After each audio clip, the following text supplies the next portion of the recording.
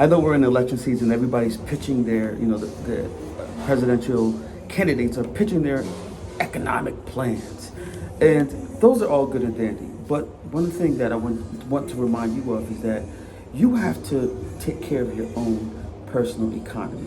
No matter who's in office, you are your greatest currency. So, reskilling, learning new things, meeting new people, building your network, all these things will contribute to your personal economy. So no matter, you want to make yourself future proof. So no matter who's in office, you want to make sure that you have control over your economy. And what I do personally is, not to get political on this, but I am registered independent. So what that affords me the ability to do is to look at both sides as objectively as possible and kind of, critique, without being emotional about the pick. So in my mind, what I do is I ask myself, what is the upside if candidate A wins? What is the downside, speaking economically? What's the downside of candidate A? What's the upside of candidate B? If they win economically, what's the downside? And that's when I start to do some research on their policies and see what levers are being pulled. That way, from a business perspective, I can position the business in a way that takes advantage of, no, it doesn't matter who wins. At least that's how I look at it.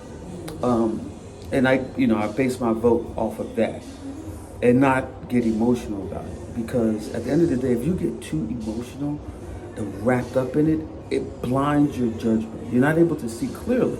And that's what, when you go on Facebook or Twitter or any of these social networks, you see people are going back and forth.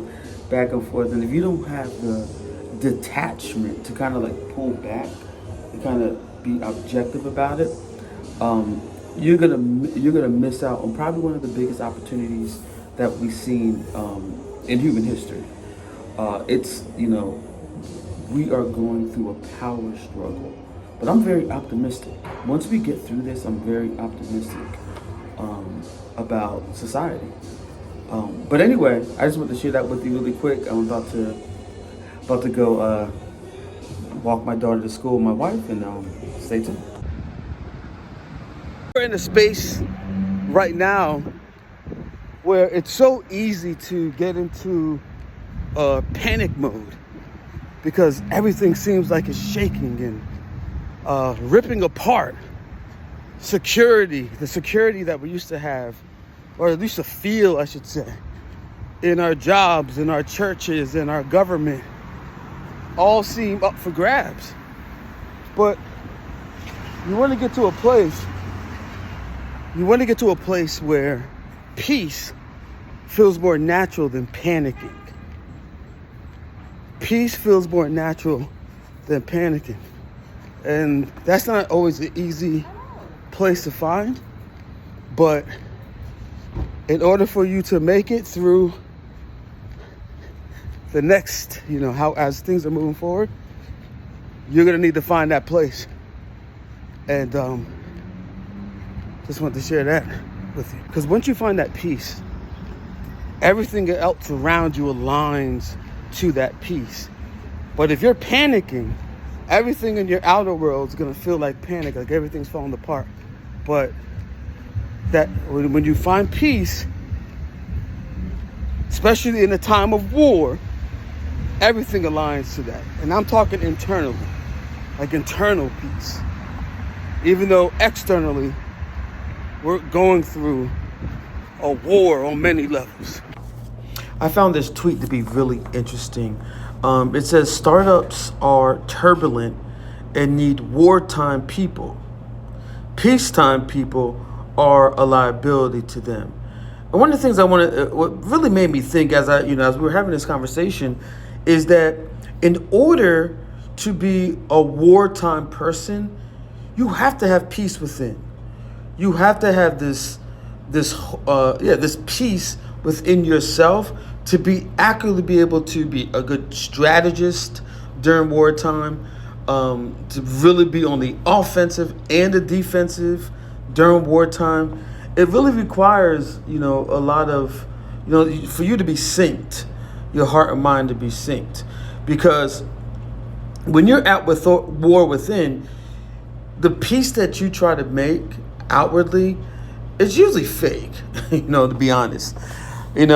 So in this season, I believe we're in a wartime season, whether it be business wise, personal.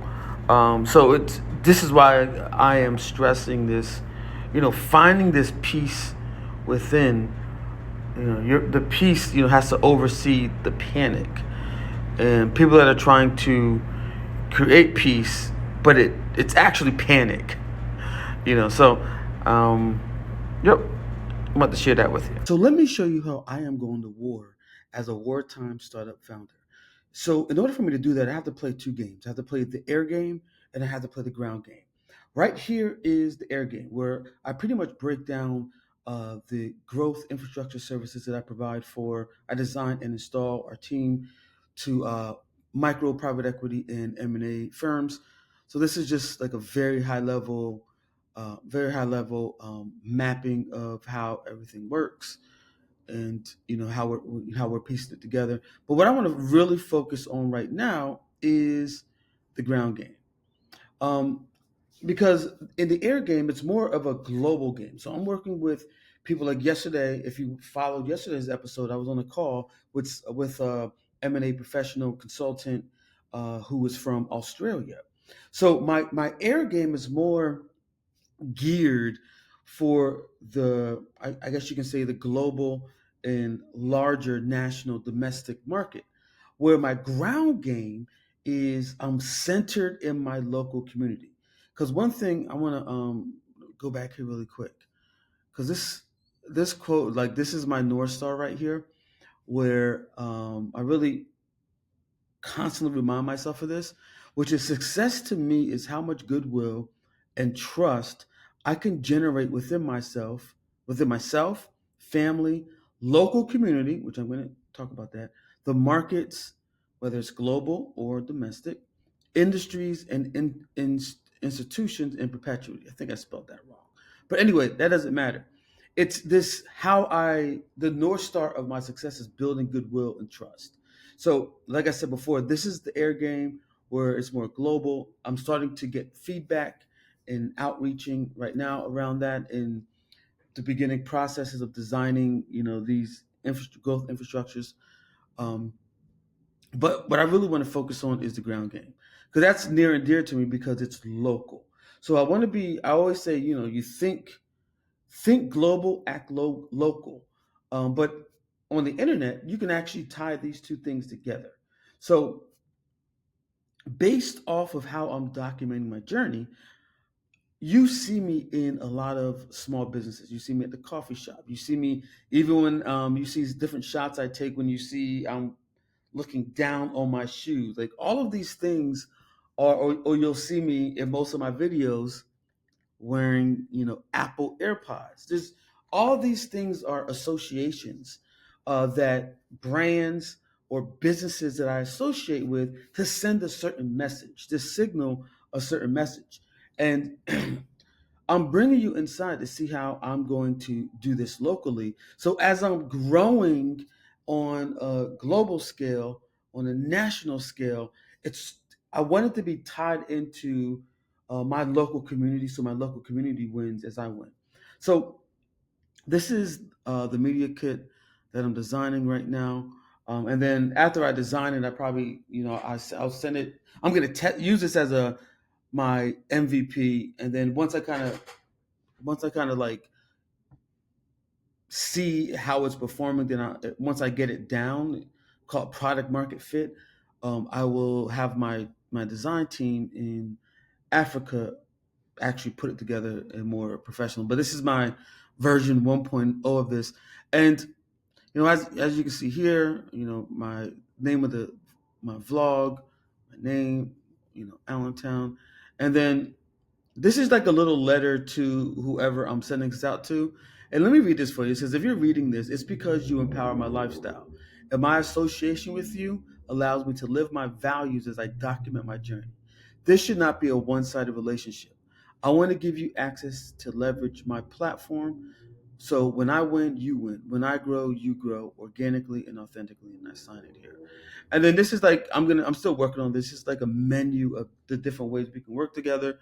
And then a little bit about me here, a look at the target avatar. But it's really about how do I integrate my lifestyle and build these associations with the audience that has aspirations, who are tech savvy, they're health conscious, they're entrepreneurial, and they're aspirational. So, I know I said a lot, but I wanted to just take you on the inside of how I'm thinking about this.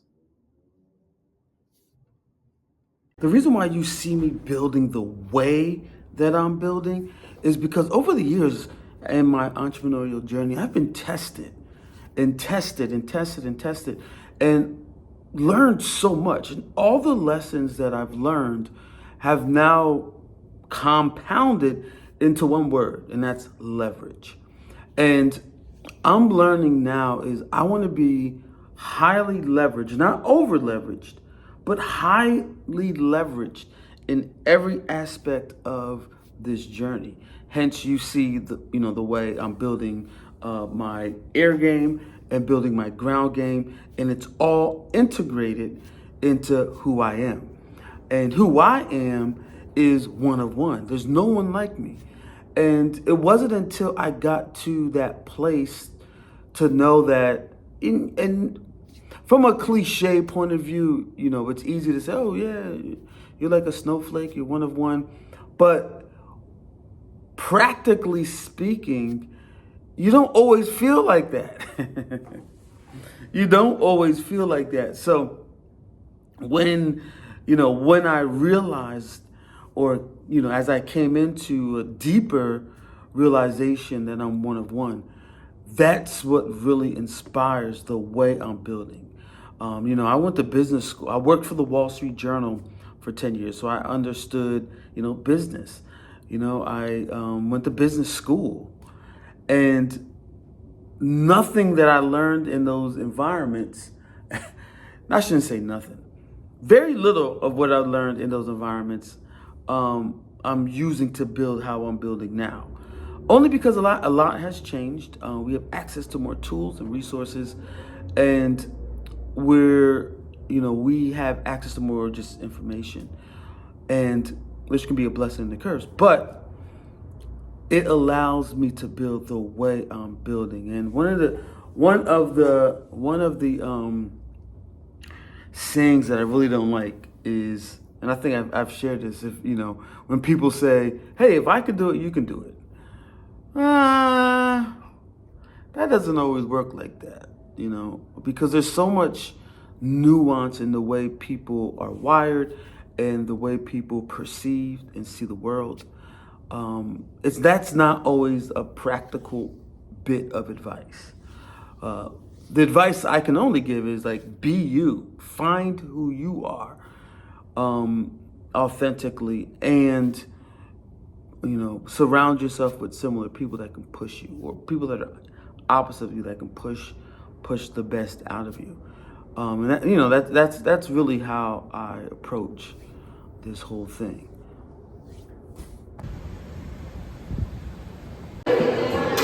At Amigos, getting some dinner before I head home, but I want to leave you with a thought.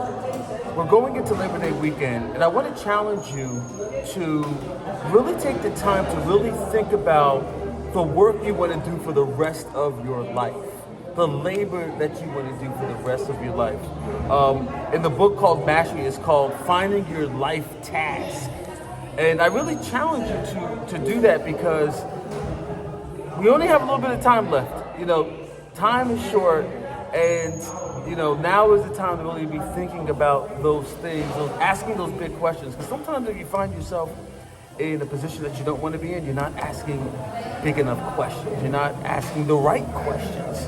You're not digging deep, and really, your fear is holding you back. You don't want to let that hold you back any longer. So if you made it this far in the video, appreciate it. You already know what to do. With that said, I'm out. Peace.